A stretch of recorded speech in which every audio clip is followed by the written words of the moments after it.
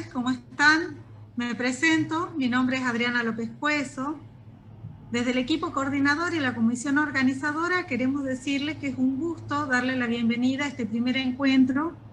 en el que se da inicio al ciclo de capacitación ESI en la escuela, su derecho, nuestra tarea,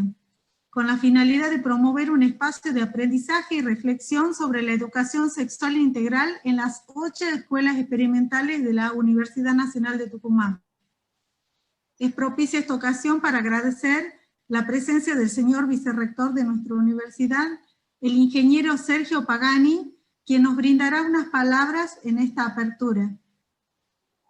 Muy buenas tardes, muchas gracias. Es un placer poder compartir con ustedes este momento de capacitación y reflexión que va a ser de mucha utilidad para todos nosotros. La enseñanza de la educación sexual en nuestras escuelas surge del compromiso que el Estado Nacional asumió desde 2006 con la sanción de la Ley 26.150, por la cual se crea el Programa Nacional de Educación Sexual Integral en el ámbito del Ministerio de Educación. En su artículo primero, esta ley expresa que todos los educandos tienen derecho a recibir una educación sexual integral en los establecimientos educativos públicos, de gestión estatal y de gestión privada, de las jurisdicciones nacional, provincial, de la Ciudad Autónoma de Buenos Aires y municipal. A los efectos de esta ley, entiéndase como educación sexual integral la que articula aspectos biológicos, psicológicos, sociales, afectivos y éticos. Los objetivos del programa son incorporar la educación sexual integral dentro de las propuestas educativas orientadas a la formación armónica, equilibrada y permanente de las personas, asegurar la transmisión de conocimientos pertinentes, precisos, confiables y actualizados sobre los distintos aspectos involucrados en la educación sexual integral, promover actitudes responsables ante la sexualidad,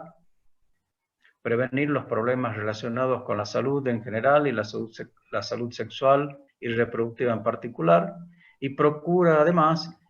igualdad de trato y oportunidades para varones y mujeres.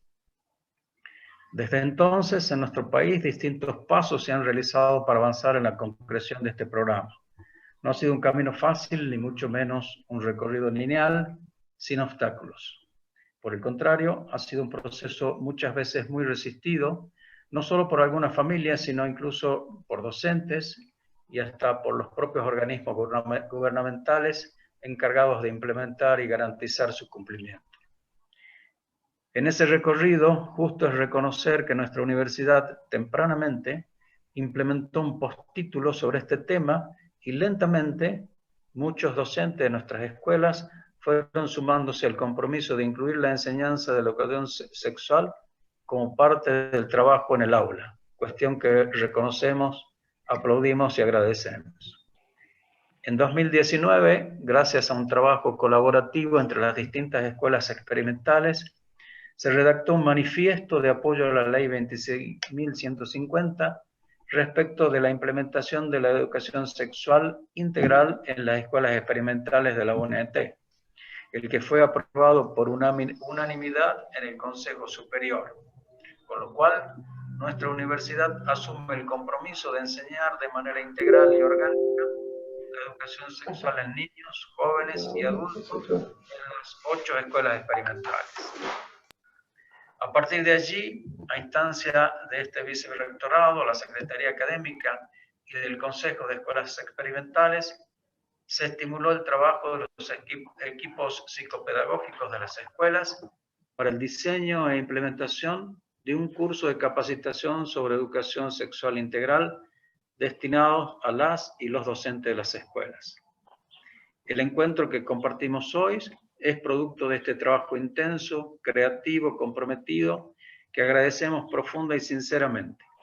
Por eso me da mucho gusto compartir este espacio de apertura hoy con ustedes, porque estos inicios representan de alguna manera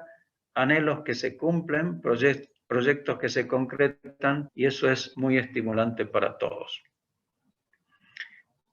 Quiero agradecer no solo el trabajo realizado para llegar hasta aquí, sino a todos y todas los presentes docentes de nuestras escuelas, porque con su atención y su presencia demuestran que el tema es importante y necesario y hacen que todo el esfuerzo realizado tenga sentido. Quiero especialmente agradecer a Paula Fensod, la especialista que hoy nos va a enseñar, y con quien tenemos el gusto y el honor de abrir este espacio. Muy especialmente mi agradecimiento para Paula.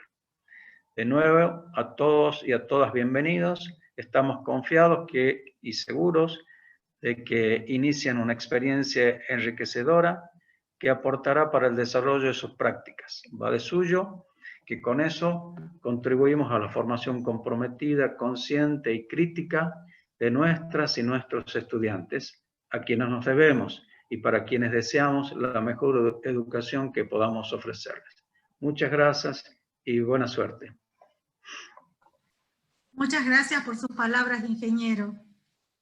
Bueno, hacemos extensivo también el agradecimiento a la secretaria académica de la universidad, la doctora Carolina Abdala, al director del Consejo de Escuelas Experimentales, el licenciado Juan Pablo Gómez, y así también aprovechamos para agradecer a los y las participantes de la capacitación, profesionales, directivos, equipos de gabinetes, docentes, tutores de nuestra casa. Y también en esta actividad está participando la licenciada Ana López con su equipo de ESI del Ministerio de Educación de la provincia. Bueno, queremos agradecer especialmente la presencia y a la vez destacar este valioso aporte de la doctora Paula Feinsod, que es especialista de la UBA, quien va a dar apertura a esta conferencia inaugural. Y hacemos una breve reseña de su currículum. Paula Feinsod, desde el año 2012, es doctora en Educación por la Facultad de Filosofía y Letras de la UBA, también es licenciada en Ciencias de la Educación, egresada de la Facultad de Filosofía y Letras de la misma universidad, y máster en Ciencias Sociales con orientación en Salud por la Flaxo. Se destaca por ser especialista en Educación para la Salud y es además profesora de enseñanza primaria. Desempeña el cargo de adjunta interina en Sociología de la Educación y el seminario Abordajes Socioeducativos de las Problemáticas de Género y Sexualidades en el Departamento de Ciencias de la Educación de la UBA. A su vez es investigadora del Instituto de Investigaciones en Ciencias de la Educación de la Universidad de Buenos Aires, en el marco del equipo Mariposas Mirabal, y es profesora en institutos de formación docentes del Taller de Educación Sexual Integral. Se ha destacado en funciones de co-coordinadora de la Diplomatura de ESI, de la Facultad de Filosofía y Letras de la UBA, y directora de la carrera de especialización en Pedagogía para la Igualdad de Contextos Socioeducativos Diversos. Y fue autora, además, entre otras publicaciones, del libro Educación para la Salud y Género, Escenas del Currículum en Acción, colección de ESI bajo la lupa de la doctora Graciela Morgado. Bueno, desde el año 2019 venimos impulsando y sosteniendo un trabajo articulado en red de gabinetes que componen las escuelas experimentales de la universidad. Como dijo el vicerrector, en el manifiesto de adhesión a la ley 26.150, promulgado en ese año, en el 2019, se dejó expresada la decisión de que las escuelas experimentales de la universidad incorporen la ESI, constituyéndose en un pronunciamiento contundente de apoyo a la implementación de la ESI en nuestras escuelas. En consonancia se fueron realizando acciones de acompañamiento y actividades enmarcadas en la ESI, en algunas de las escuelas.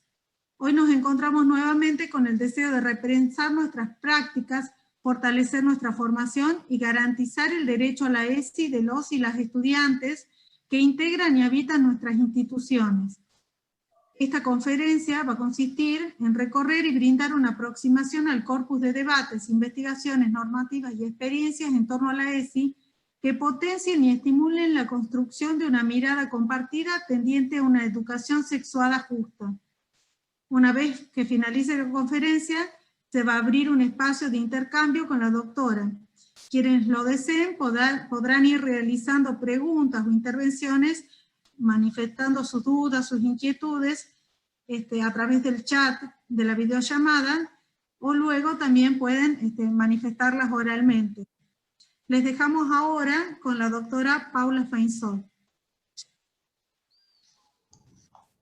Hola, ¿qué tal a todos, todas, todes? Bueno, en principio les agradezco la invitación a compartir este espacio, las palabras de inicio que no pude escuchar en su totalidad porque se me cayó la conexión. Espero que no vuelva a suceder, pero si sucede, vuelvo, quédense tranquilos. Bueno, por supuesto, agradecer la invitación a este espacio. Recuerdo que hace ya unos años me contacté con Adriana para poder desarrollar este encuentro que iba a ser presencial. Y la verdad que, bueno, si bien añoramos mucho esos tiempos y añoramos mucho volver a encontrarnos cuerpo a cuerpo en las aulas, y poder desde ahí propiciar todo lo que se propicia en la presencialidad. Lo digo porque yo estoy en la ciudad de Buenos Aires y todavía nosotros acá estamos trabajando desde nuestras casas, no sé cómo están allí ahora en Tucumán, pero bueno, celebro fuertemente la decisión de hacer esta actividad, porque si bien sabemos que es un tiempo difícil, sobre todo para los docentes, quienes vemos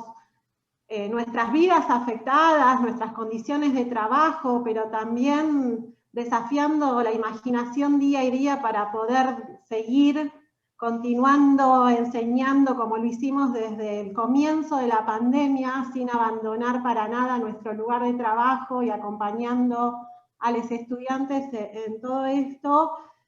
Bueno, sabemos que es difícil y valoro fuertemente que ustedes estén acá, que se haga esta actividad y que también, como llegué a escuchar las palabras finales de Sergio Pagani, el compromiso de que la ESI se haga cada vez más presente en las instituciones, ¿no? Porque sabemos la potencia de esta. Nosotros hablamos de una propuesta político-pedagógica, ¿no? Entendemos a la ESI no solamente como una política educativa, sino como una propuesta pedagógica, como ya un movimiento político-pedagógico que lo que busca es esto que decían ustedes en sus palabras, en las distintas palabras que fui escuchando, ¿no? De generar escuelas más justas. Y esto se hace un imperativo casi ético en este momento donde se profundizan desigualdades, donde se profundizan sufrimientos, y esto nos lleva a repensar, ¿no? Cómo hacer más estimulantes las aulas, más significativas, más cercanas a todos quienes transitamos por las instituciones educativas, y por eso celebro que esto hoy se esté pudiendo desarrollar, y agradezco ser parte de este proceso. Y la verdad que es muy lindo estar en un Zoom, porque si bien, bueno, me encantaría estar en un aula con ustedes y hablar desde otro lugar más cercano, poder estar dentro de un Zoom seguramente va a posibilitar que podamos entrar en diálogo de una manera más cercana, como nos gusta decir a nosotras, acuerpada, y eso espero que si bien tengo preparada una presentación y un PowerPoint y voy a exponer, pero que podamos abrir un diálogo y que sus voces estén acá. Así que eso lo celebro. También comentar, antes de empezar a desarrollar mi presentación, que parte de lo que hoy voy a compartir con ustedes es el producto de un trabajo colectivo, de un equipo en el cual trabajo hace mucho tiempo, que es el equipo Mariposas Mirabal, que coordina Graciela Morgade, y que bueno, que todo lo que voy pensando y cada una de nosotros piensa en relación a la ESI forma parte de ese espacio. Así que lo quiero decir porque en mis palabras está la producción también de ese equipo de investigación, de extensión y de docencia. Bueno, empezamos. Voy a compartir una pantalla con un PowerPoint para empezar mi presentación y voy a dejar de verles a todos, pero algunas caras me van a aparecer, así que voy a intentar, si puedo, salir por momentos del PowerPoint para sentir que no hablo con un PowerPoint, sino que están ahí, pero bueno, acá estoy. Cualquier cosa, podemos hacer, hasta tanto, como dijo Adriana, que van a ir dejando sus preguntas en el chat, pero si alguien necesita intervenir en algún momento, también menciónelo en el chat y en todo caso vemos cómo vamos propiciando ese diálogo. Bueno, a ver, comparto pantalla. Ahí lo ven, ¿no? ¿Están viendo? Adriana, haceme así que a vos te veo. ¿Que se ve? Sí, sí. Bueno, a ver. Quisiera ponerlo en presentación. Ahí está mejor, ¿no? Bueno, como decía antes, la idea es poder pensar un poco en relación a la ESI, cómo llegamos hoy a la ESI como esta propuesta pedagógica, política, que seguramente mantiene algunas cuestiones que extrae del 2006, año en el cual se sanciona la Ley de Educación Sexual Integral en nuestro país, pero a partir del 2006 a esta parte han pasado muchas cosas que hicieron, que nos transformaron, que transformaron nuestras vidas, que transformaron las escuelas y que también transformaron a la ESI. Entonces, mi intención es poder hacer una también breve historización de algunas cuestiones que nos permiten entender algunos de los alcances de la ESI hoy, algunos de los desafíos y algunas reconfiguraciones que tiene la ESI en estos momentos históricos. Y me parecía importante, como entendemos, como decía antes, la educación sexual integral como una política pedagógica que tiende hacia una sociedad más justa, ¿no? El título de la presentación tiene que ver con poder pensar una educación sexuada justa. Me parece importante poder pensar situadamente, ¿no? Digamos, estamos hoy atravesados por un contexto particular en el cual nos encontramos desafiados en nuestra tarea docente, pero también la ESI encuentra nuevos desafíos.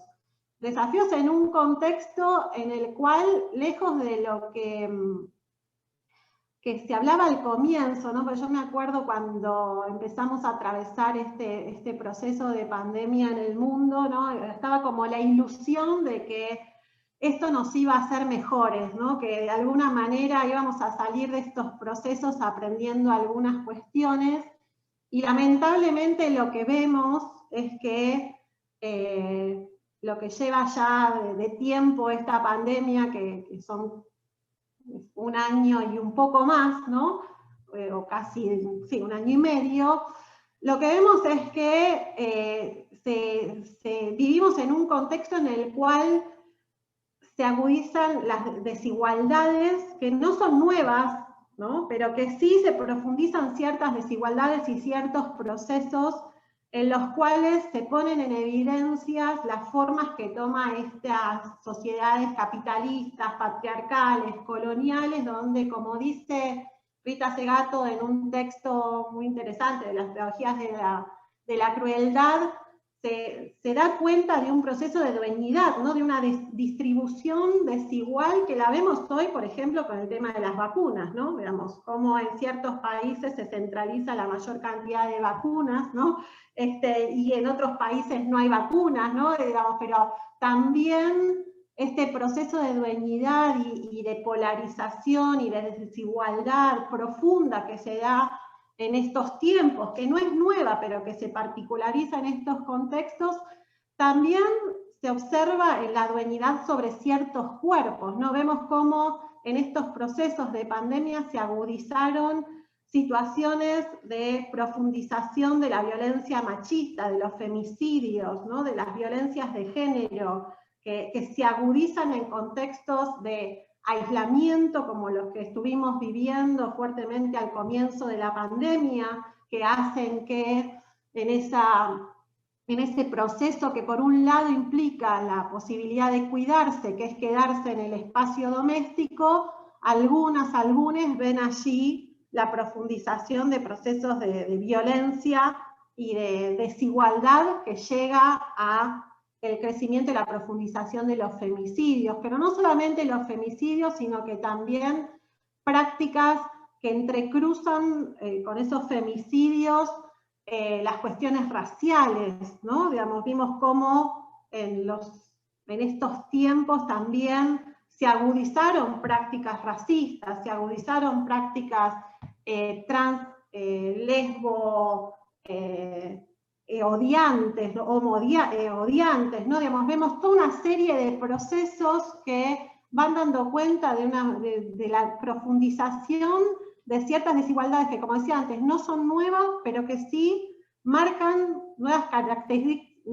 características, nuevas formas de expresarse y que también desafían de una manera particular a las instituciones educativas.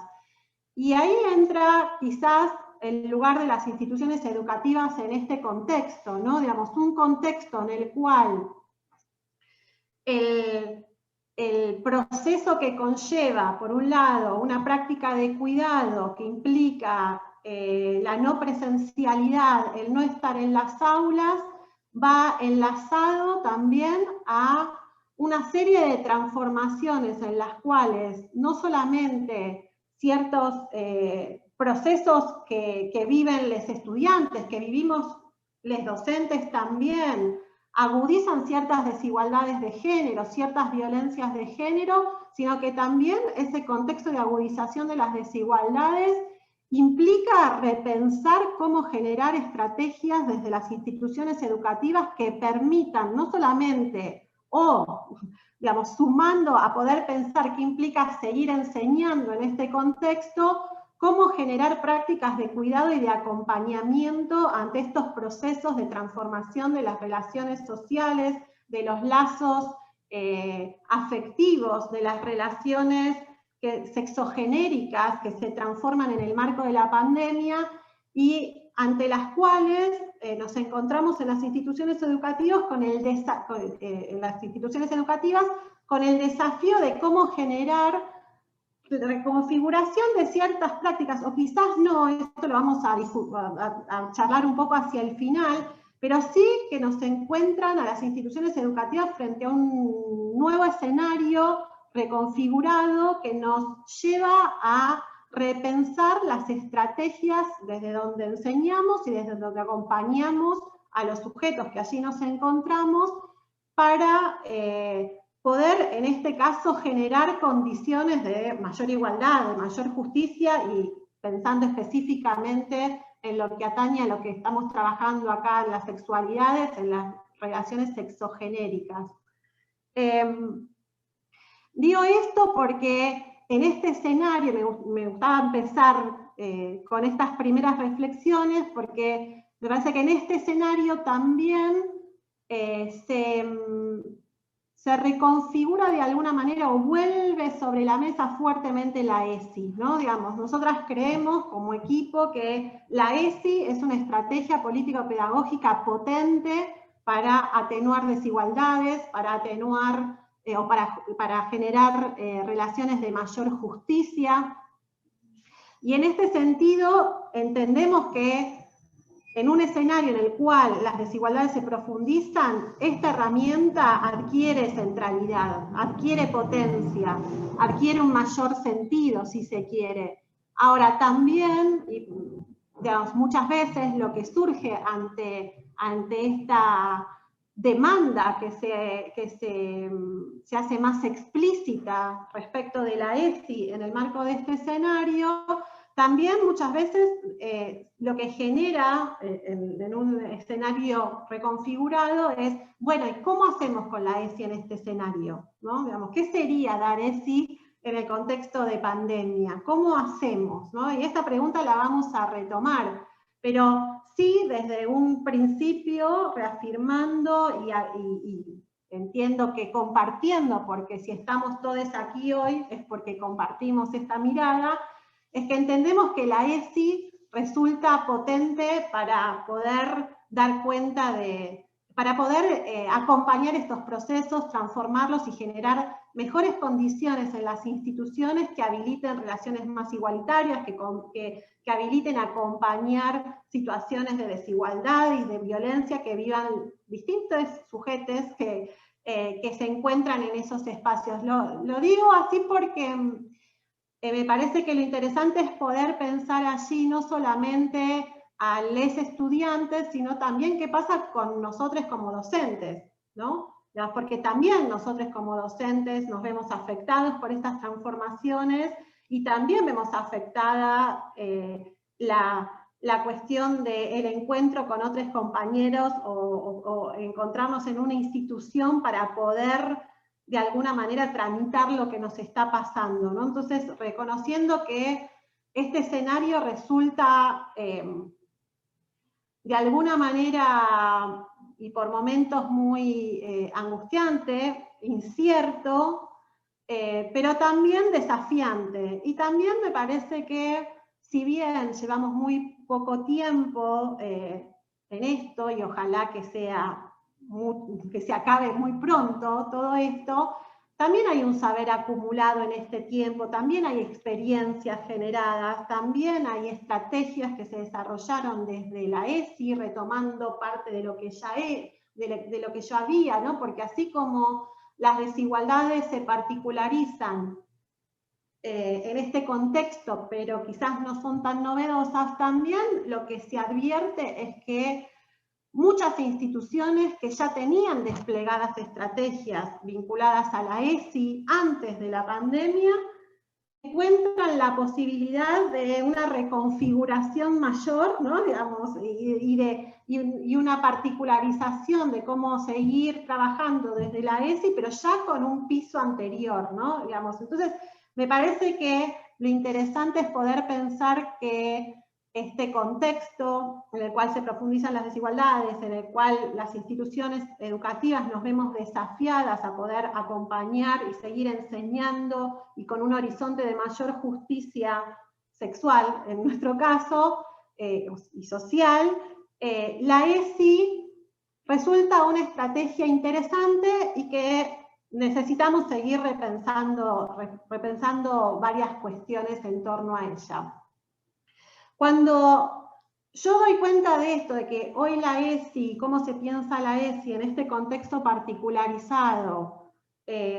no es algo que surge en un vacío, ¿no? Sino que también retoma cuestiones que pasaban antes de la pandemia, también es interesante poder ver que cuando pensamos en torno a la ESI y cómo hoy la ESI se propone como una política o como una propuesta pedagógica, es el resultado de mucho tiempo de acumulación de experiencias y un proceso que viene de hace mucho, ¿no? Y a nosotros nos gusta decir esto de que la ESI no nace de un repollo, haciendo alusión a uno de los recursos que nos decían cuando niñes, ¿no? Cuando ante la pregunta de cómo nacen los bebés, ¿no? Bueno, ya sabemos que esas respuestas, pero bueno, haciendo un chiste en ese sentido, la ESI, las niñas no nacen de un repollo, la ESI tampoco nace de un repollo, tiene una historia y en esa historia se va transformando y potenciando. En principio podemos decir que la ESI, digamos, como la conocemos nosotros a partir del 2006 en nuestro país, que no es menor, porque nosotros siempre decimos, no es educación sexual, es educación sexual integral, y la I de la integralidad de la educación sexual que se establece a partir de la normativa en nuestro país en el 2006, no es menor. Pero no es que antes de la ESI no haya habido propuestas políticas en Latinoamérica, en el mundo, en Latinoamérica y en nuestro país, en relación a educación sexual, ¿no? Hubo distintos intentos a lo largo de la historia donde desde los estados se decidió, se definió dar educación sexual. Retomo acá esta historización, la desarrolla en un texto que les puedo dejar una compañera, Jessica Báez, que hace una construcción histórica de las políticas de educación sexual en América Latina. Y ella señala, ¿no?, cómo en los años 70 en América Latina se establece desde los estados una fuerte preocupación porque las escuelas hagan algo en relación a la educación sexual. ¿Sí? En los 70 empieza a haber ciertas preocupaciones, pensemos años 70, ¿no? Pensemos en la píldora anticonceptiva, pensemos ciertos procesos, ¿no?, del movimiento hippie, y también pensemos ciertos procesos sociales e históricos de transformación social, pero también de transformación de las relaciones afectivas y sexuales en términos amplios. No estoy hablando de las relaciones coitales, ¿no? Digo de la sexualidad, de la experiencia de la sexualidad, donde se presentan algunos tipos de, a través de acuerdos internacionales, acuerdos entre estados, de los organismos internacionales, algunos documentos que empiezan a hablar de la necesidad que desde los estados se desarrollen políticas de educación sexual. Sobre todo con un énfasis muy fuerte desde estas políticas en una mirada de control de los cuerpos hacia una sexualidad normal, ¿no? Digamos que el Estado, a través de políticas de educación sexual, pueda garantizar brindar la información necesaria para tomar buenas decisiones en torno a la sexualidad, donde aparece ahí un proceso de normalización muy fuerte respecto de qué se espera de unos y otras en relación a la sexualidad. En nuestro país, donde van a aparecer muy fuertemente propuestas de educación sexual desde el Estado, va a ser sobre todo en los años 90, ¿sí? Y también en América Latina, y esto vinculado muy fuerte a la epidemia del VIH-Sida, ¿no? Quizás no como un componente de no había una ley, no había un programa, pero sí hay desde el Estado distintas acciones dirigidas a prevenir desde la educación ciertas prácticas peligrosas respecto a la sexualidad, ¿no? Entonces ahí en los 90, un fuerte énfasis de una serie de políticas referidas a educación sexual que desde los estados buscan prevenir la peligrosidad, sobre todo del VIH-Sida, y también una serie de definiciones en nuestro país y en otros que buscan y revalorizan el Estado y el lugar del Estado y la educación en la sexualidad para evitar los embarazos en la adolescencia, ¿no? Donde los embarazos en la adolescencia se ven como problema y situación a prevenir, donde aparece muy fuerte en los 90 esta mirada de la educación sexual como una herramienta para prevenir la peligrosidad de la sexualidad, ¿sí? Y después va a haber toda una serie de líneas y trabajos y definiciones desde los estados en América Latina que se dan a partir del año 2000-2010, con un énfasis muy fuerte en la prevención de las violencias de género. O sea, a lo largo de los años, no es que no haya habido desde el Estado propuestas que establecen que la educación se constituye como una herramienta potente y las instituciones educativas como una herramienta potente desde las cuales trabajar la educación sexual con estos énfasis, ¿no? Estas formas de entender el lugar del Estado, el lugar de las instituciones educativas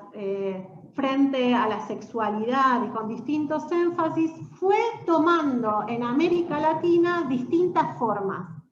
Y esto me interesa mucho señalarlo. Este mapa ya tiene unos años, ¿no? Ahí estamos hasta el 2018, y hoy ya podríamos decir que algunos de estos colores han cambiado en América Latina. Y digo esto, y siempre me interesa traer este mapa porque aún con todo lo que nosotros, nosotras, nosotros en nuestro país discutimos en torno a la Ley de Educación Sexual Integral, los alcances, las limitaciones, lo que se puede, lo que no se puede, no es poco tener una ley en nuestro país. Digo, si vemos las formas en las cuales se concreta finalmente estos abordajes que yo venía diciendo, bueno, hace muchos años los estados vienen dando cuenta de que la escuela o las instituciones educativas tienen que hacer algo en relación a la educación sexual. Pero bueno, recién a finales de los 90 empiezan a concretarse programas, leyes, ¿no? Digamos, pensemos desde los 70 hasta fines de los 90, principios de los 2000, tarda en consolidarse una definición desde el Estado de una política específica vinculada a educación sexual, ¿no? Podríamos pensar por qué se tarda tanto en esto y con qué tiene que ver, ahora vamos a ver qué pasó en nuestro país, pero en América Latina las formas que toma la educación sexual no en todos los casos tiene el formato de ley. Y esto, decía antes, no es menor porque, por ejemplo, en Brasil o en Paraguay no se logra tener una ley, ¿no? En Brasil lo que se logra tener es un programa que se llamó Escuelas sin Homofobia. En Paraguay un plan nacional de salud sexual que incluye una línea muy fuerte de educación sexual con perspectiva de género. Ambos, el programa de Escuelas sin Homofobia como el Plan Nacional de Paraguay no están más. No están más en un contexto, ¿no?, político, social, que define fuertemente, ¿no?, avanzar en términos de, más que avanzar, es retroceder en materia de derechos sexuales, en materia de derechos reproductivos, en materia de derechos en términos de género, ¿no? Digo, es interesante el poder contar con una ley porque, a ver, digamos, si bien la Ley de Educación Sexual Integral ha tenido en nuestro país diversos ataques a lo largo de unos años atrás, no es tan fácil derogar una ley, ¿no? Sí es fácil desarmar un programa, desarmar un plan, desarmar lo que pasó en Brasil y lo que pasó en Paraguay. Digo esto porque me parece que nosotros tengamos una ley es importante, ¿no? Y habla de todo un proceso que hizo posible que contemos con una ley, y que contemos con una ley hace que también eso le dé más estabilidad al lugar del Estado y de las instituciones educativas en relación a la educación sexual. Cuando decía antes, ¿no?, que contar con una ley, nosotros dentro de América Latina, junto con otros países, pero países que no tienen una ley, tenemos una ley, la ley del 2006, sancionada en el 2006, pero como decíamos antes, no es que antes no hubiese habido intentos y una demanda porque hubiera una ley de educación sexual o una política de educación sexual más fuerte desde el Estado en nuestro país, sino que esto fue bastante resistido, ¿no? Que tengamos una ley hoy no es el marco, ya desde el 2006, no es un proceso natural, una cuestión de evolución natural de las sociedades, sino que es el resultado de la lucha de muchos actores sociales y políticos que hicieron posibles que contemos con una ley, porque la ley de educación sexual, si bien muchas leyes vinieron después que la ley de educación sexual, la ley de educación sexual era bastante resistida, ¿no? Digamos, nosotros tenemos, a partir del 94, en nuestro país, con la reforma constitucional del 94, que reconoce con estatutos de ley nacionales a varios de los tratados internacionales que firmó la Argentina, como la CEDAW, que es la Convención Internacional por la Eliminación de todas las formas de violencia hacia las mujeres, la Convención de los Derechos de Niños, Niñas y Adolescentes, la Convención de Belém do Pará, que habla del compromiso de los estados para trabajar en relación a atenuar las violencias de género. Hay toda una serie de tratados internacionales anteriores al 2006, y la CEDAW es de 1970 y pico, ¿no? Digamos, que venían diciendo que el Estado debía asumir un lugar de compromiso respecto de la educación sexual. También tenemos la Ley de Salud Sexual y Procreación Responsable, que es del 2001 en nuestro país. Creo que 2001. La Ley de Salud Sexual y Procreación Responsable, la nacional, después hablemos de Tucumán si quieren, pero digamos, la Ley Nacional de Salud Sexual establece en uno de sus artículos que desde los espacios de salud se van a ir a hacer talleres a las escuelas de educación sexual. Porque si bien había toda una demanda y una identificación de ciertos sectores porque la ley de educación sexual, porque la educación sexual se constituyera como política educativa, como política pública o como ley, había varias resistencias, pero encontramos estos hitos que son antecedentes significativos, algunos mencionados por la misma Ley de Educación Sexual Integral como antecedentes significativos, que venían dando cuenta y diciendo, bueno, a ver, ¿no? ¿Educación para cuándo? ¿Cuándo va a entrar la educación sexual a las instituciones educativas? Hubo un programa de igualdad de oportunidades en fines de los 90, donde se generó desde ese plan de igualdad de oportunidades transversalizar en las políticas públicas y en educación, en salud y en distintos sectores del Estado, programas que fuesen hacia la igualdad de oportunidades. En educación hubo allí como una línea muy fuerte trabajada por Gloria Bonder, donde se empezaron a trabajar algunas cuestiones que luego se diluyeron fuertemente por una de las resistencias por un eje que también encuentra resistencia en el debate parlamentario por la ESI y que encuentra resistencia aún hoy en el desarrollo de la ESI, que tiene que ver con la perspectiva de género, ¿no?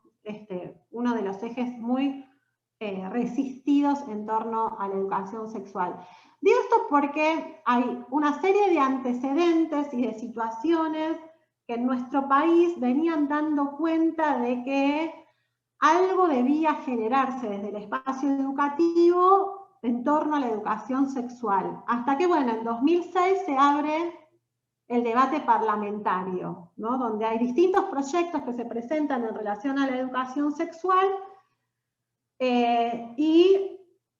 fueron sesiones bastante caldeadas. No sé si alguien las llegó a presenciar de algún modo de quienes estamos aquí, pero era bastante caldeado, no salió sin resistencias la ley que tenemos hoy. La ley que tenemos hoy del 2006 es el resultado de los consensos logrados en el marco de ese debate parlamentario. Y las resistencias que se presentaban, Luciana Lavigne, que es una compañera que es antropóloga, que tiene algunos trabajos donde analiza las sesiones parlamentarias de discusión en torno a la educación sexual, analiza como 4 grandes puntos de resistencia, digamos. Uno era que quienes se oponían a que hubiese una ley de educación sexual integral decían, ¿por qué el Estado se va a ocupar de la educación sexual si eso es algo de las familias? No sé si les suena. Veo la cara de Mirta y de Adriana nada más, pero y que hacen así, pero Mirta Gilen, no sé si se dice así. Pero se sigue escuchando muy fuertemente esta afirmación. De hecho, hay un movimiento muy fuerte en nuestro país, no solamente en nuestro país, en Latinoamérica, que se llama Con mis hijos no te metas, ¿no? No sé si los escucharon nombrar. En todo el mundo, en España también está. Es un movimiento que está en todo el mundo, que nace en Perú fuertemente. Hay un documental muy interesante, no sé si lo vieron, que se llama El género bajo ataque, que muestra cómo en América Latina se van dando estos movimientos antiderechos, antigéneros, en América Latina, y ahí muestra, ¿no?, en Perú, el surgimiento del movimiento Con mis hijos no te metas. Este fue un elemento de resistencia muy fuerte. Otro punto de resistencia, quizás no tan fuerte, era a qué edad se comienza a dar educación sexual, quién establece los contenidos y si debía incluir o tener la educación sexual en nuestro país perspectiva de género o no. Estos eran los puntos de mayor tensión. Me quiero detener en el primero, en el del Estado y la familia, porque esa discusión, ¿no?, muy fuerte respecto de preguntarse por qué el Estado se mete con la educación sexual o la sexualidad, remite a una noción anclada muy fuertemente a partir de la modernidad capitalista, que establece un discurso que separa, ¿no?, la esfera de lo público y de lo doméstico, de lo productivo y de lo reproductivo, donde como parte de esa división de estas esferas se establece un discurso donde la sexualidad, Foucault lo desarrolla muy bien en sus textos de historia de la sexualidad, la sexualidad queda replegada al ámbito de lo doméstico, ¿no?, a la alcoba de los padres, dice él en uno de sus artículos, ¿no? Y esta es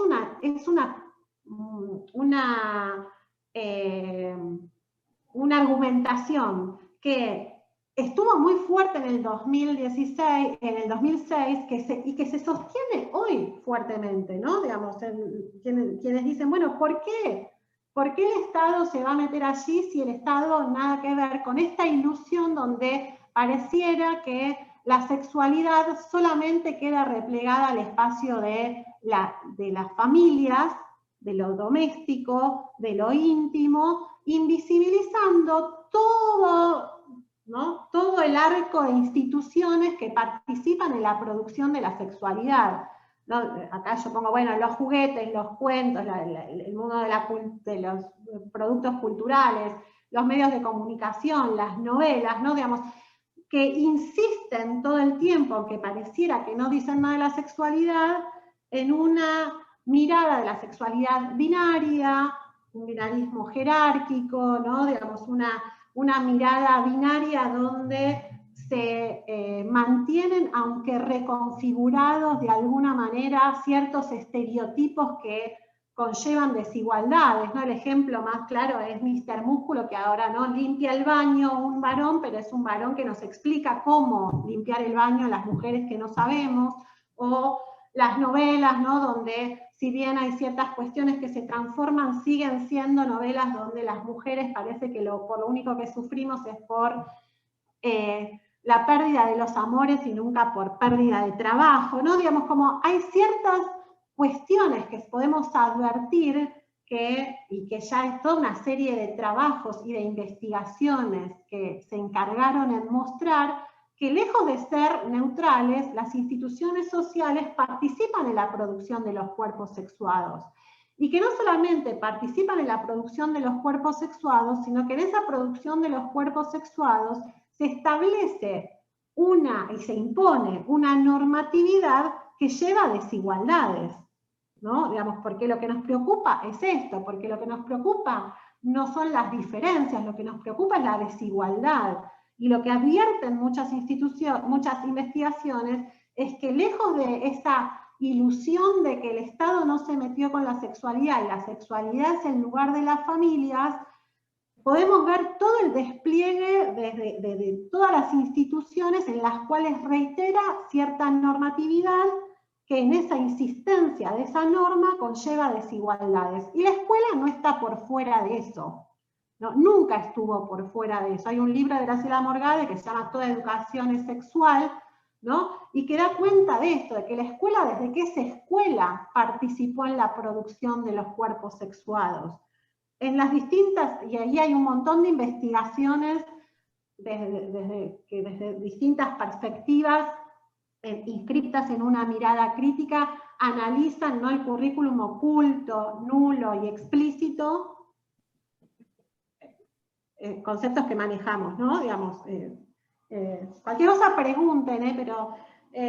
digamos, que muestran cómo a través del currículum oculto, nulo y explícito se presentaron históricamente y se siguen presentando sesgos que insisten en una normatividad respecto a la sexualidad. Entonces, esto de que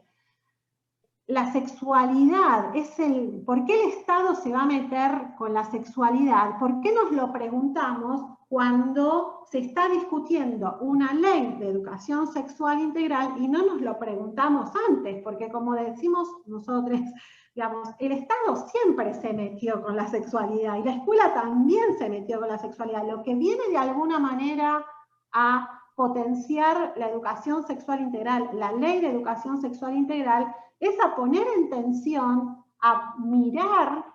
críticamente y a tensionar ciertos discursos insistentes en las instituciones que mantienen privilegios y que mantienen desigualdades. Entonces ahí se torna molesta la cuestión, ¿no? Digamos, porque digamos, esta cuestión de por qué la escuela se va a meter con la sexualidad aparece cuando se discute la posibilidad de contar con una ley de educación sexual en nuestro país, pero es algo que se produjo todo el tiempo con la eficiencia de lo que dice Bourdieu, ¿no?, cuando habla de la violencia simbólica, de que la escuela hace lo que hace sin decir que lo hace. Entonces, bueno, después aparecen toda una serie de procesos que conllevan desigualdades. Por ejemplo, no sé, que quienes se identifican como mujeres elijan ciertas carreras y quienes se identifiquen como varones elijan otras carreras, o que elijan ciertos deportes, ¿no?, u otras actividades, y que pareciera que en la confirmación de que muchos de quienes se identifican de tal forma eligen tal cuestión, pareciera que el gusto es natural, porque queda invisibilizado todo ese proceso de socialización diferencial que se dio en las instituciones, ¿no? Un proceso que es sumamente sutil y difícil de desarmar, porque se da, acá hay una filósofa que trabaja en todo lo que es en poder pensar la incorporación de la perspectiva de género en el currículum en filosofía, que es Mónica Dacuña, que dice: la violencia del currículum nulo y del oculto es mucho más potente a veces que la del currículum explícito, ¿no? Porque la violencia epistémica del currículum nulo, al decir que ciertos saberes no entran en la escuela, o ciertos sentidos, ¿no?, que circulan en la escuela, que se enseñan sin decir que se están enseñando, tienen una potencia performativa y de construcción de las subjetividades, a veces mucho más difícil de desarmar que lo que se explicita, ¿no? Hay una investigación que muestra, por ejemplo, cómo se acuna diferencialmente a un cuerpo de un bebé leído como varón o leído como mujer. Y uno diría, ¿no?, yo a veces pongo este ejemplo en el profesorado y los estudiantes me miran y me dicen: ay, profe, eso, ¿no?, digamos, ¿le parece? Y sí, porque esas prácticas son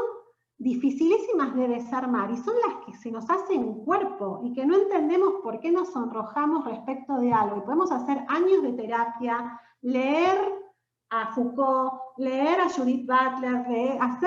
militar en el feminismo, pero hay algo de lo que nos pasó por el cuerpo en esas prácticas sutiles que es dificilísimo de desarmar hasta tanto no se pase otra práctica con otro sentido en el cuerpo, ¿no? Entonces,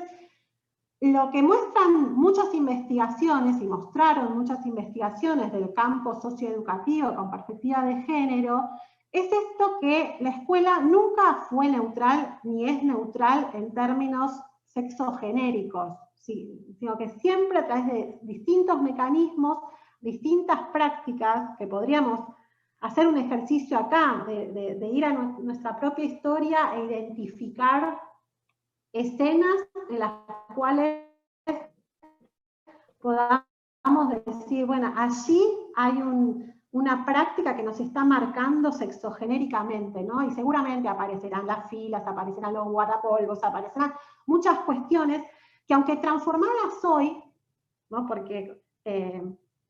quizás no se forma más en 2 filas, espero, qué sé yo, y que las 2 filas no sean de varón y de mujer, quizás hay otras prácticas que insisten en ciertos discursos en torno a la sexualidad, porque como dice Ana María Fernández, ¿no? Siempre la sexualidad se constituyó en un blanco de ataque, siempre todas las sociedades dijeron cómo tienen que estar los cuerpos sexualmente, ¿no? Y no solamente las instituciones educativas, a través de prácticas más o menos sutiles, a través del currículum explícito, nulo y oculto, produjeron los cuerpos sexuales, sino que también, hasta la sanción de la educación sexual integral, no es que no había educación sexual en las escuelas, ¿no? Seguramente, si hacemos memoria en nuestras propias biografías, alguien recuerde que haya tenido una experiencia de educación sexual, que le dijeron algún día en la escuela, aunque no estaba la ley de educación sexual integral sancionada, hoy clase de educación sexual. Y seguramente, me encantaría abrir los micrófonos aquí, pero seguramente aparecerá el taller de Johnson & Johnson, la charla de algún médico, de una médica, ¿no? Digamos, algunas situaciones en las cuales las instituciones educativas hicieron presente la educación sexual, pero desde una perspectiva que no era una perspectiva sin sesgos, que no era una perspectiva sin algunas particularizaciones e insistencias. Graciela Morgade hace una clasificación de los modelos de educación sexual y dice, bueno, cómo la insistencia fuerte, la mayor presencia que tuvo el modelo biomédico en las propuestas de educación sexual hasta la ley de educación sexual integral. Digo hasta la ley de educación sexual integral porque la ley de educación sexual integral propone otra mirada, pero no porque el modelo biomédico no esté presente en nuestros días y conviva hoy teniendo la ley de educación sexual integral. Un modelo biomédico en el cual la insistencia tiene que ver con una mirada donde la sexualidad está determinada por la biología, y no por cualquier biología, sino por la biología genital, y no cualquier genitalidad, sino la genitalidad de la reproducción. Una mirada en la cual se insiste en torno a que la función de la sexualidad es la reproducción y que la reproducción como función natural de la sexualidad requiere una complementariedad de aparatos y de funciones entre ciertos aparatos masculinos y femeninos, insistiendo en una norma heterosexual. Una mirada biomédica que insiste fuertemente en la necesidad de dar educación sexual integral para prevenir ciertas cuestiones que tienen que ver sobre todo con situaciones de peligrosidad en relación a la sexualidad. Y que no es que no las... digamos, ahora podemos discutir, ¿no? Digamos, no es que esto no sea parte de la sexualidad, pero si solamente la mirada de la educación sexual pone el foco en prevenir enfermedades, lo que transmito yo es que lo único que sucede en la sexualidad es el peligro. El placer no aparece aquí. No aparecen las emociones, no aparecen los deseos. En la propuesta de educación sexual desde esta perspectiva biomédica. Y con una insistencia muy fuerte donde en ese objetivo de prevención hay un corpus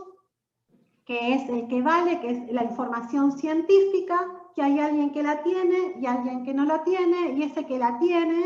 esa información, suele ser alguien de cierta disciplina, de la medicina o de la biología, lo que hace mucho más, lo que hace presente una mirada de la noción de que para dar educación sexual hace falta ser un experto, ¿no? Es de un campo la sexualidad, y entonces, bueno, si recuerdan, no sé si tuvieron alguna vez educación sexual en su escolaridad, seguramente la hayan tenido de la mano de una profesora o un profesor de biología, de educación para la salud, a veces desde las religiones también, ¿no? Digamos, o alguien de educación física, porque como en educación física están los cuerpos, pareciera que ahí está la sexualidad también, ¿no? Los profesores y las profesoras de educación física suelen ser a veces como, por ahí es donde también está la cuestión de los cuerpos, las cercanías, ¿no? Pero digo, no es que en este debate fuerte que se daba en el debate parlamentario en el 2006 respecto de la cuestión del Estado y la familia, y si la sexualidad es el campo de la familia o del Estado y de la escuela, lo que empezamos a ver es que esta división en esferas no es tal, pero que bueno, que hasta lo que venía sucediendo hasta ese momento, hasta la discusión parlamentaria de la Ley de Educación Sexual Integral y la sanción de la Ley de Educación Sexual Integral, hacía como creer que la escuela era neutral en ese sentido, que la escuela no se metía en esto, ¿no? La Ley de Educación Sexual Integral finalmente se sanciona, ¿no? En el 2006, aún con todas las resistencias en estos ejes, si es del Estado, si es de la familia, a qué edad se da, con perspectiva de género, sin perspectiva de género, se sanciona la ley en el 2006, y se establecen dos cuestiones interesantes en la ley, dos hitos fundamentales. Por un lado, que la educación sexual deja de ser algo que queda librado a la posibilidad de que suceda, sino que pasa a ser un derecho y una responsabilidad del Estado garantizarlo. Y por otro lado, la ley de educación sexual es educación sexual integral. Establece la normativa de la integralidad. Y dentro de lo que es la integralidad, se van desarrollando distintos documentos que a veces se incluyen en las normativas nacionales o jurisdiccionales, o en otros documentos posteriores, se establece la perspectiva de género y derechos como perspectiva presente de la ESI. Y también resuelve la ley algunas de las tensiones que estaban presentes en el debate parlamentario en relación a la edad, ¿no? Resuelve, bueno, porque una de las cuestiones era que a quienes ponían mayor resistencia a que la educación sexual integral, a qué edad se daba, decían, bueno, ¿por qué a las niñas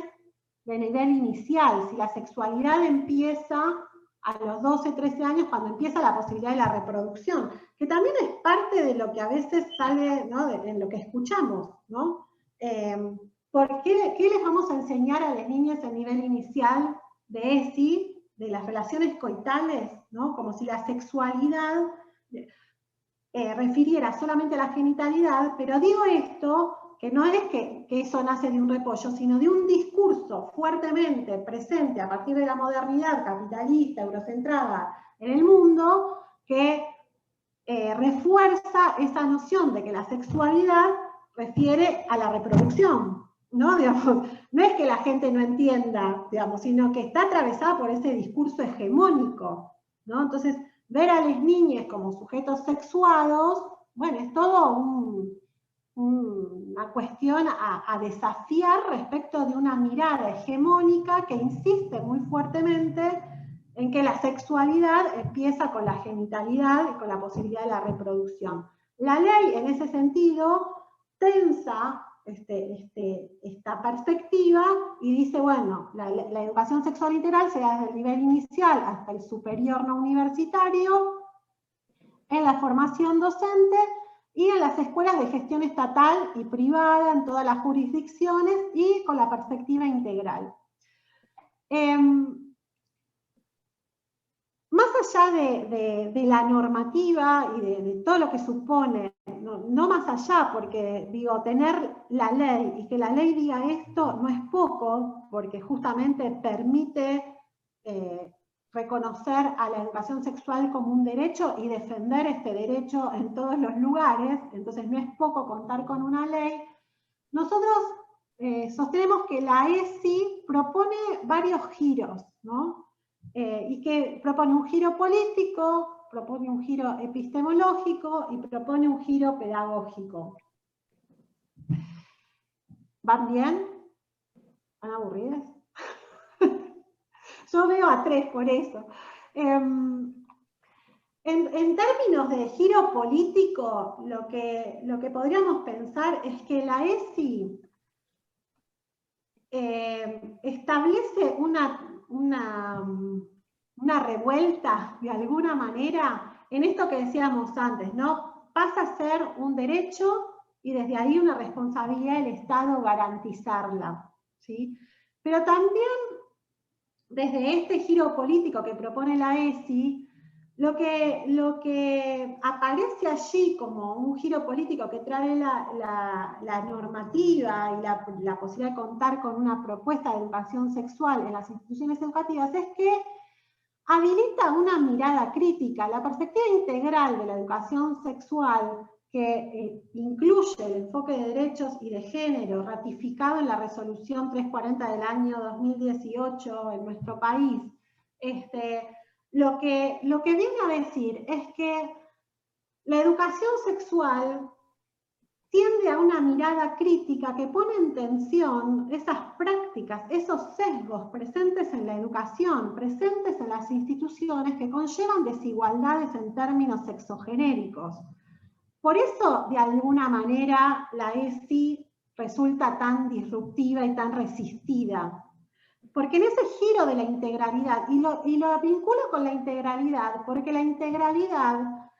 abre la mirada a reconocer que la sexualidad no solamente refiere a una dimensión biológica, ¿no? Sino que refiere también a una dimensión social, a una dimensión política, a una dimensión cultural, a una dimensión ética. Pero todo eso reconociendo que la sexualidad es una construcción sociohistórica, atravesada por relaciones de poder, y que ninguna institución es neutral. Entonces, la ESI, de alguna manera, viene a mover a las instituciones en términos de poder advertir cuáles son las prácticas anquilosadas en las instituciones que perpetúan relaciones de poder que conllevan violencias y desigualdades, ¿no? Y en ese sentido, y en ese giro político que propone la ESI, también reconoce distintos actores, y ya le saca el monopolio del saber y del poder, pensando en Foucault, ¿no?, a la biología o a la medicina, o al profe o a la profe de biología o de medicina o al experto, sino que empieza a reconocer distintos actores. Ya no es esto no quiere decir que para generar propuestas de educación sexual integral no necesitemos saberes específicos y de especialistas, pero no solo, y no son solamente esos saberes, ¿no?, sino que se reconoce que ya no es una cuestión de expertos, sino que fundamentalmente la figura que toma la ley como central es a las escuelas y a los docentes.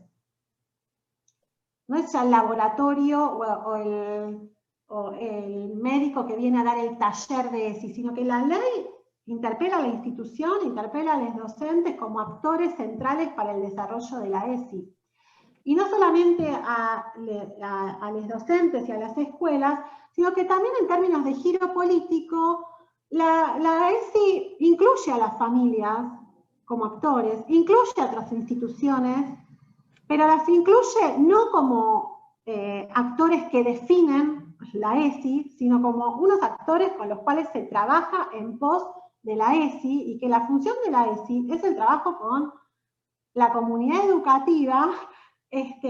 pero que no compite ahí, no busca suplantar ni a la familia, ni compite con la familia, ni busca educar a las familias en términos de su sexualidad, sino que trabaja junto con las familias. En uno de los artículos, creo que es el artículo 9, uno de los últimos artículos de la Ley de Educación Sexual Integral, se deja muy claro cuál es el vínculo que propone la ley con las familias.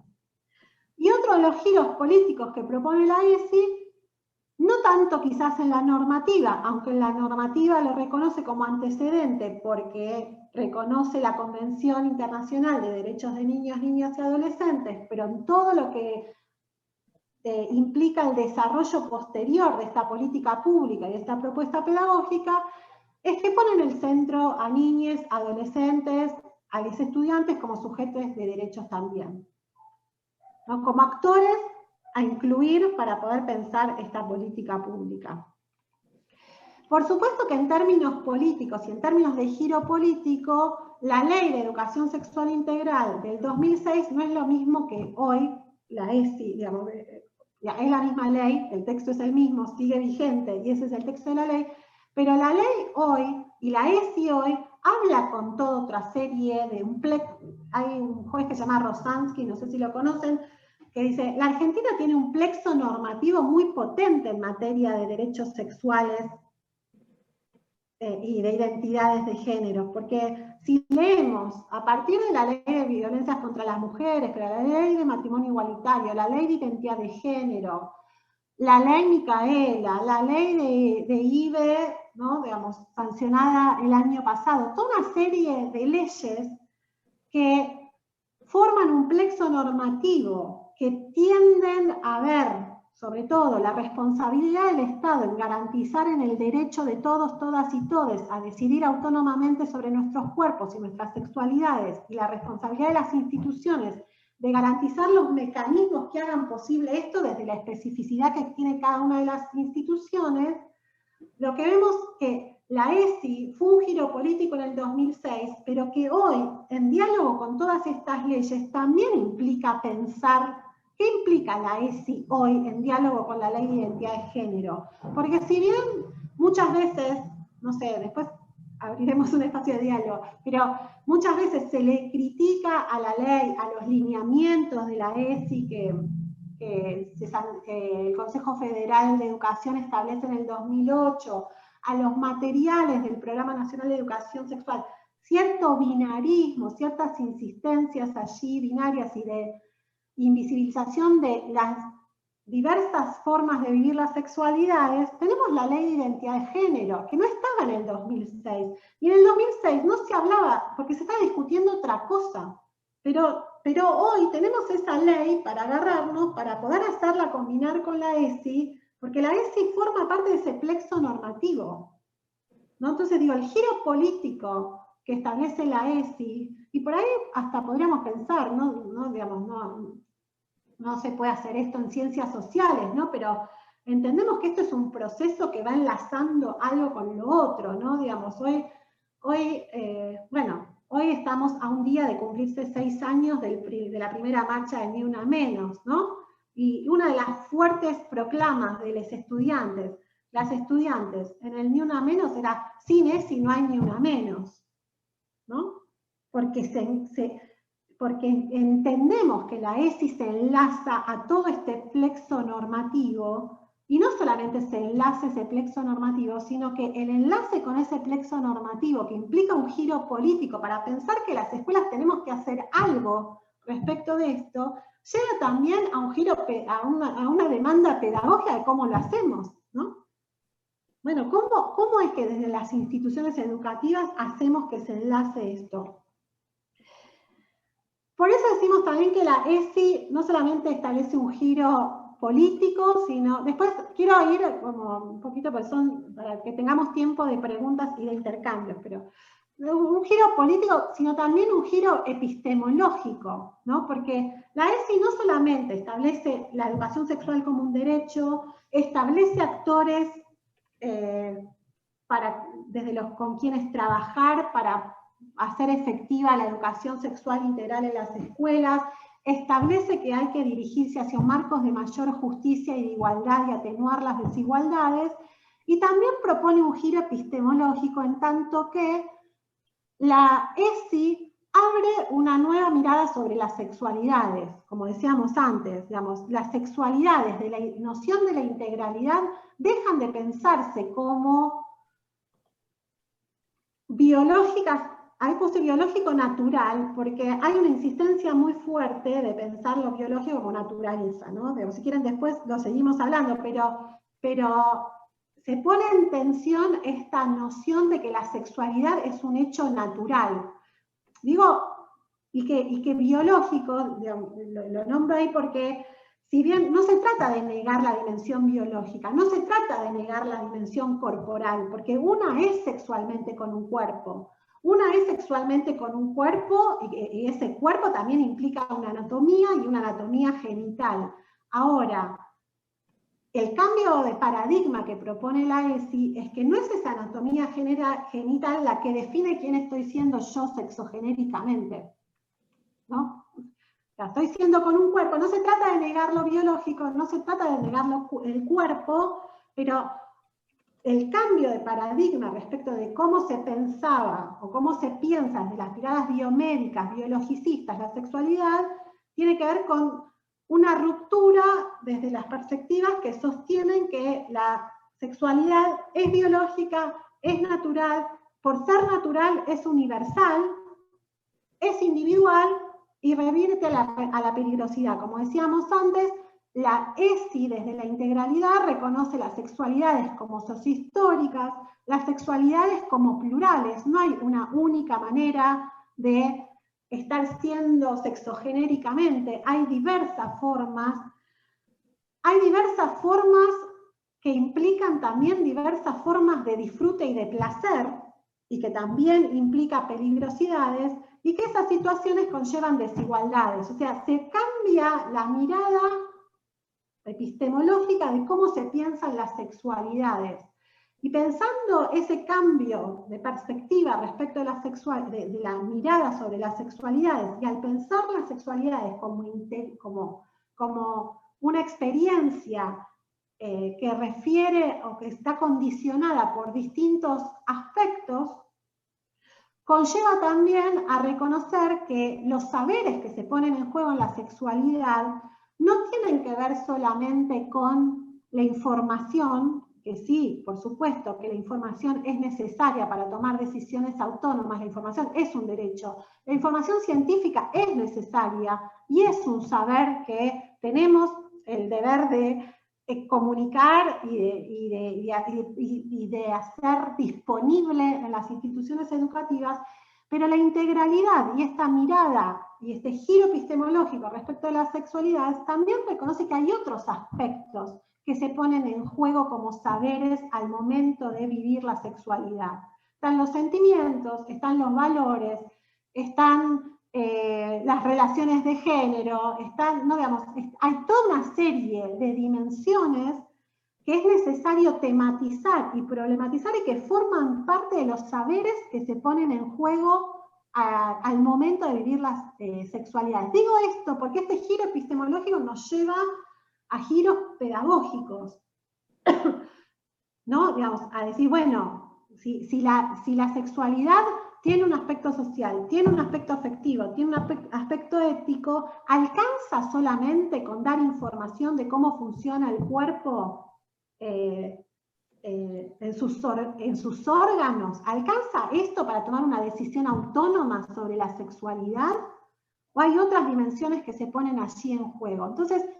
es un giro epistemológico en tanto que se rompe de alguna manera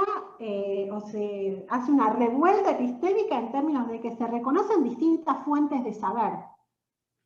Está la ciencia, pero no está solamente la ciencia, y en esta cuestión de no está solamente la ciencia, me parece que los movimientos que se vienen dando en los últimos años en relación a la demanda de cómo llevar a cabo la ESI en las instituciones educativas, abre va estirando las fronteras de a qué otros sujetos que se excluyeron fuertemente a lo largo de la historia, cuando se habló de la sexualidad, o a qué otros saberes, o a qué otras formas de construcción de saber en torno a la sexualidad que fueron excluidas, debe la escuela alojar, debe la escuela incluir, ¿no? Digamos, ya nos estamos acercando al giro pedagógico, pero digo, la ESI de alguna manera,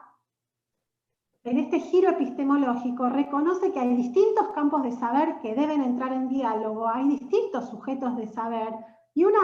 un elemento muy fuerte es la transversalidad como propuesta de la ESI en ese sentido, ¿no? Que no es solamente de una materia, que no es solamente de un espacio de la educación, sino que la ESI sea potente tiene que ver con que esté presente en todos lados.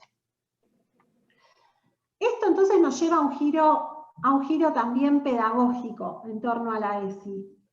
O la ESI trae un giro pedagógico también. ¿Por qué? Porque pensar la sexualidad de esta manera, pensar que la escuela tiene una responsabilidad en generar condiciones de mayor justicia en torno a la educación sexual y que debe mirar críticamente los sesgos que aparecen en ella, nos implica también pensar en términos pedagógicos, o la ESI nos invita a pensar y a redefinir qué se enseña, cómo se enseña y quiénes enseñan en la escuela sobre sexualidad.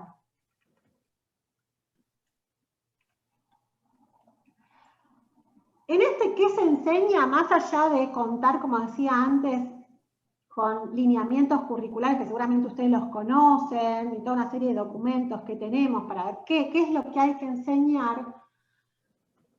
lo que se viene acumulando como saber desde distintos lugares, desde distintos espacios académicos, desde distintos espacios militantes, de distintos colectivos docentes que vienen trabajando sobre estas cuestiones,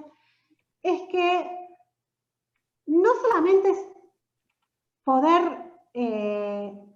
trabajar desde la ESI pensando qué enseñamos, implica agregar temáticas que insistentemente han sido excluidas y que la ESI incluye y que está muy bueno, sino poder mirar los sesgos que aparecen insistentes en las disciplinas, en contenidos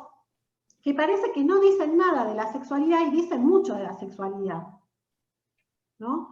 Digo, desde que, bueno, ¿cómo en historia, qué se enseña, qué es la historia? ¿No? ¿Quién hace la historia? ¿No? Si la historia la hace no solamente, ya seguramente voy a ser redundante en esto, pero lo hacen los varones blancos, burgueses, ¿sí? ¿Qué pasa con las mujeres? Sino si lo hace una persona o un colectivo, ¿no? Digamos, la historia es la historia, ¿no? Hecha siempre por uno, los movimientos, qué pasa allí, qué noción de naturaleza hay en ciencias naturales, qué cuerpos se enseñan cuando se enseñan los cuerpos en la biología, ¿no? Digamos, que como poder desarmar como todas esas insistencias que aparecen en los contenidos recurrentes, en los abordajes de lo que enseñamos en la escuela, y que insisten en un binarismo jerárquico que refuerza un binarismo sexual, un binarismo sexogenérico, una jerarquía sexogenérica. Y a mí me gusta siempre cuando pienso en esto, en algo que dice Susie Shock, no sé si la conocen a Susie Shock,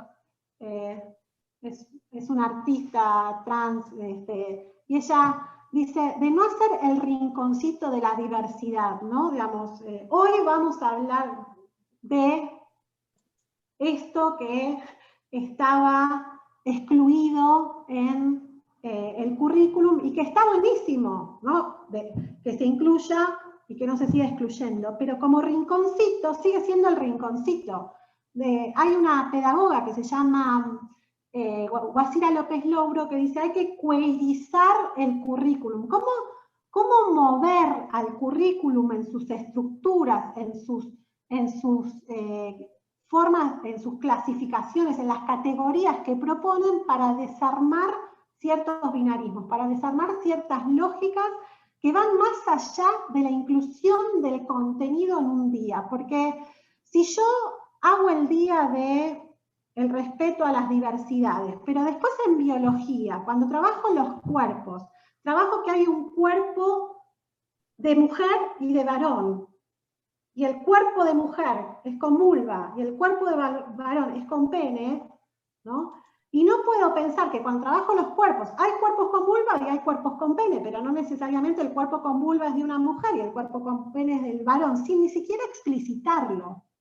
Aunque sea hablar de cuerpos diferentes en ese sentido, aunque haga el Día de la Diversidad, ese día, cuando estamos enseñando los cuerpos de esa manera, esa insistencia va como a contrapelo del día que hablamos del respeto a las diversidades. No sé si estoy clara. Digamos, hay autoras que desde las epistemologías feministas vienen diciendo, bueno, hay distintas fases de desarrollo curricular para ir generando movimientos que vayan hacia una mayor justicia sexual curricular, ¿no? Que no tiene que ver solamente con incluir las voces excluidas, que está muy bien, incluir los saberes excluidos, sino poder pensar cuáles son las clasificaciones que siguen existiendo en cada una de las disciplinas que en esa insistencia mantienen jerarquías que mantienen una jerarquía masculina, blanca, heterosexual, cis, y podríamos seguir en muchas cosas más.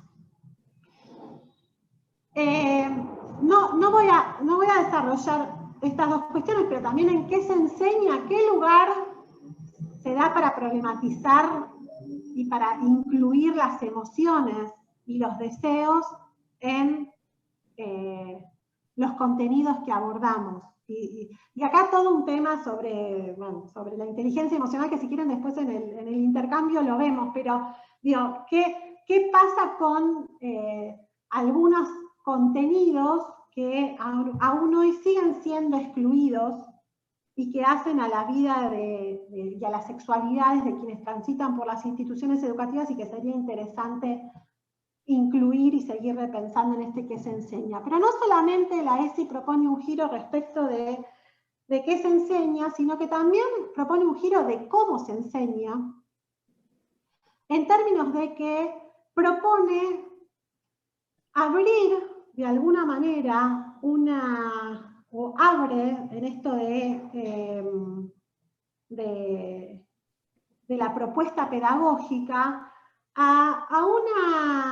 una forma de enseñar en la cual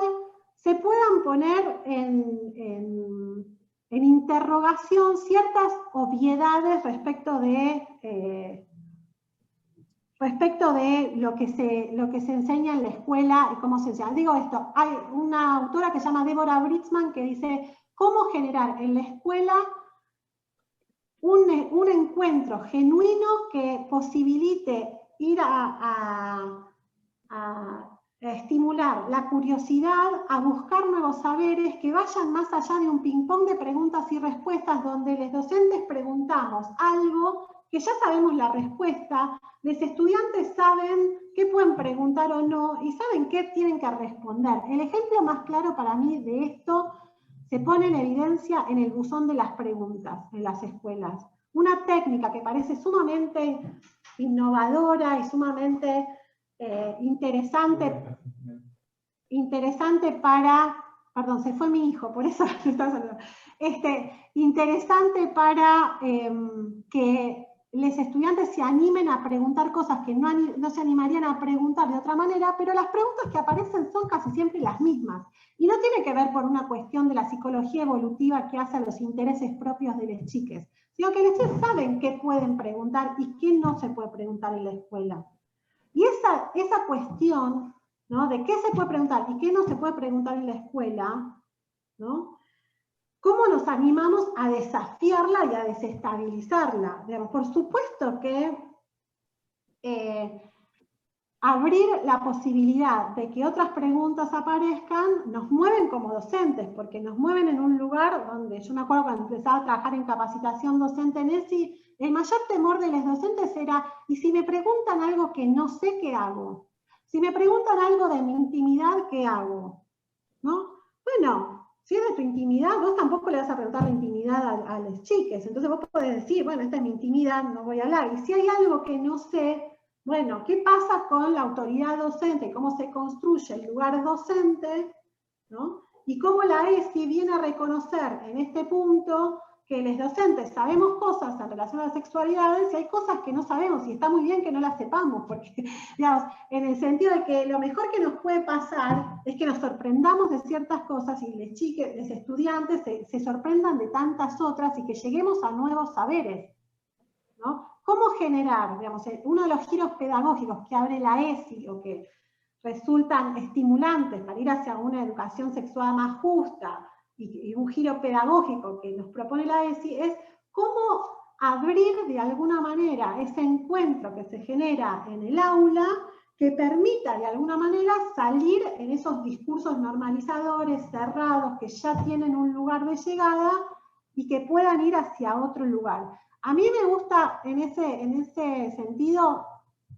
la figura que trae Winnicott de los adultos o los docentes como mojones, ¿no? No como un lugar de verdad, sino como un lugar donde agarrarse y que resulte autorizador para que a partir de ahí alguien se anime a ir por otras cosas, ¿no? Digamos, como ese lugar donde yo te agarro, te sostengo y te acompaño para que vayamos hacia preguntas y hacia lugares que resulten novedosos. Y esto me parece que trae un giro pedagógico también en términos de quienes enseñan, porque entonces la ESI, y creo que es una de las cuestiones más interesantes que nos trae en términos de poder pensar una ESI desafiante, una ESI significativa, una ESI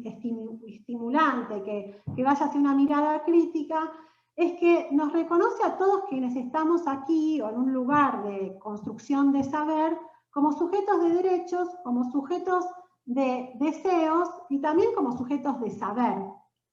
¿no? Y en ese sentido me parece muy interesante el giro que propone la ESI en términos de reconocer a los estudiantes como sujetos de saber, ¿no? Y que eso no nos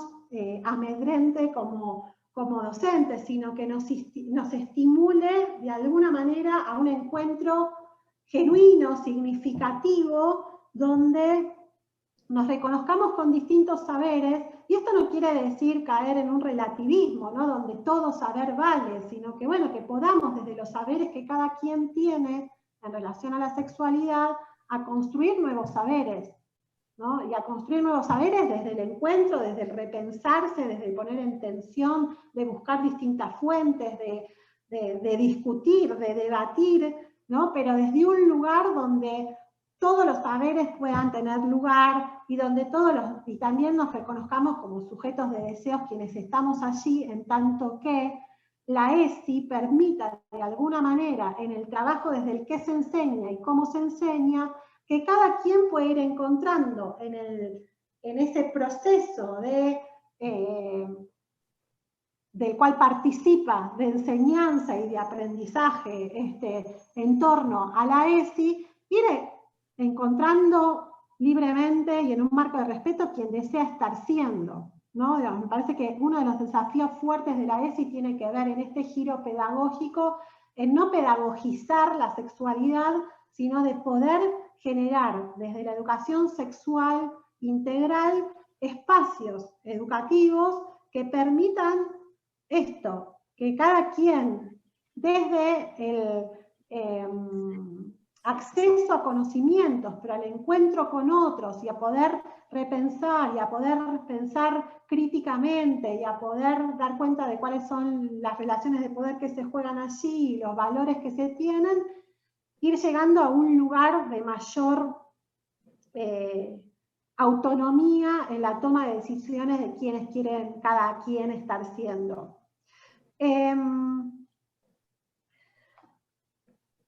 En este sentido, nosotros pensamos que la ESI, digamos, es una propuesta política, porque es una ley, hay un programa nacional, hay distintos lineamientos que hacen esta política educativa, pero también es una propuesta pedagógica, y es una propuesta pedagógica que se constituye en de alguna manera ya movimiento en términos de que confluyen en este campo distintos actores que van construyendo saberes en torno a la ESI. Buscando esta cuestión de cómo ir hacia una educación sexual más justa, entendemos que la ESI habilita esto porque permite, de alguna manera, poner en tensión ciertas relaciones de poder desiguales, permite poder mirar críticamente cada uno de los contextos en los cuales se desarrollan las propuestas de educación sexual integral, y entendemos que para que esto suceda es importante poder, en cada una de las instituciones, para ir hacia esa educación sexual más justa, poder identificar cuáles son las distintas disputas que se están dando en cada uno de los territorios, cuáles son en esas disputas los actores que tensionan y hacen posible que la ESI cobre cuerpo o obstaculizan que la ESI cobre cuerpo, y por qué estas cuestiones se ponen en tensión. Y ahí hay un texto muy interesante de Eleonor Faur que analiza las resistencias que se presentan a la ESI, y ella habla, bueno, de resistencias a veces de los docentes que tienen que ver con distintas cuestiones, con resistencias que tienen que ver con el temor a las reacciones de las familias, resistencias a desarrollar la ESI porque tienen temor a las familias o que sienten que no están preparados, pero y también que hay resistencias tanto de los docentes como de las familias y de otros actores que tienen que ver con resistencias políticas, pero acá a nosotros nos interesa mucho como poder pensar en esto de cuando pensamos qué pasa con la ESI en las instituciones, qué pasa con la ESI en el espacio en el cual estoy trabajando y por qué la ESI no llega a desarrollarse, cuáles son las resistencias. Acá nos parece muy importante poder desarmar con qué tienen que ver esas insistencias, con qué tienen que ver esas resistencias, porque muchas veces las resistencias que son leídas como resistencias de las familias o de algunos actores, como resistencias políticas o de oposición a la ESI, tienen que ver mucho más con desinformación acerca de lo que es la ESI, o con bueno, la necesidad de un diálogo genuino entre distintos actores para ver qué se está pensando, que con oposiciones políticas, como poder pensar cuando la ESI no puede desplegarse en algunos espacios, con qué tiene que ver, nos parece fundamental, porque es parte del diagnóstico que nos va a permitir poder generar estrategias para que la ESI se pueda desplegar en distintos espacios, y que no todas las veces que la ESI encuentra resistencias tiene que ver con resistencias políticas o morales respecto de la ESI. Y es importante que esto lo conozcamos porque nos posiciona en un lugar distinto, institucional, para pensar cómo hacer más potente la ESI en cada uno de los lugares. Bueno, digo, cuando pensamos en esto de la ESI y el territorio y qué pasa con los obstáculos que se presentan ante este giro epistemológico, este giro político, este giro pedagógico que propone la ESI, la resistencia que presentan distintos actores, lo que venimos viendo también es que si bien hay muchas resistencias frente a la ESI, también hay mucho trabajo acumulado en torno a la ESI y hay mucho trabajo de defensa en torno a la ESI, ¿no? Digamos, y traigo acá distintas imágenes que podrían ser muchas más, pero que en torno a la ESI se han generado frentes populares, frentes de docentes, defensa de la ESI, los sindicatos, los estudiantes, los docentes, ¿no? Digamos, como espacios desde los cuales se ha consolidado toda una serie de desarrollos, de estrategias, de experiencias que van de alguna manera encontrando la forma de hacer presente la ESI en las instituciones educativas. Creo que en el marco de la pandemia, y para cerrar y para que podamos dialogar un poco, esto ha sido potente porque en el marco de la pandemia, si bien, como seguramente muchos de ustedes sentirán, encontramos restringidas a veces las posibilidades de desplegar la ESI, también se han generado muchas estrategias que han sido posibles en un marco de construcción colectiva entre distintos actores que hicieron que las instituciones encuentren la forma desde la cual la ESI se haga presente. Y que la ESI se haga presente hoy en este contexto de pandemia tiene que ver no solamente con poder generar instancias de acompañamiento y de posibilidad de generar condiciones donde los estudiantes puedan decir lo que les está pasando, poderlos acompañar en situaciones que emergen dolorosas en este contexto, sino que también se pueda tematizar, se pueda hacer presente la ESI en los contenidos que abordamos, ¿no? Digamos, cuando pensamos cómo hacemos la ESI presente acá, me parece que es un interesante espacio, digamos, no porque sea deseable que estemos transitando este espacio de pandemia, pero se han generado muchos trabajos en términos de poder problematizar desde la ESI, ¿de qué se habla cuando se habla de cuidado? ¿Quiénes hablan acerca del cuidado? ¿De qué familias estamos hablando cuando hablamos de las familias? ¿No? Digamos, como poder generar, ¿no? Desde las propuestas educativas distintas y desde los contenidos de enseñanza, distintas propuestas que hacen presente a la ESI y que hacen posible desarmar ciertas insistencias, ciertos estereotipos que mantienen violencias, que mantienen desigualdades, que mantienen jerarquías. Porque, como decíamos al comienzo, si de algo se trata la ESI es de poder desafiar esas lógicas insistentes en las instituciones que conllevan desigualdad, que llevan injusticias, que llevan sufrimientos y que hacen que muchas veces, para muchos, muchas y muchas, las instituciones sean inhabitables. Y a partir de ahí hay un compromiso ético muy fuerte de nosotros como docentes en poder generar esas mejores condiciones. Seguramente generar esas mejores condiciones, a mí me gusta mucho cuando Deborah Britzman dice que requiere un coraje, ¿no? Que requiere coraje, porque generar esas mejores condiciones, si pensamos a la ESI como una posibilidad de construcción de mayor justicia, que nos invita a ese giro epistemológico, a ese giro político, a ese giro pedagógico,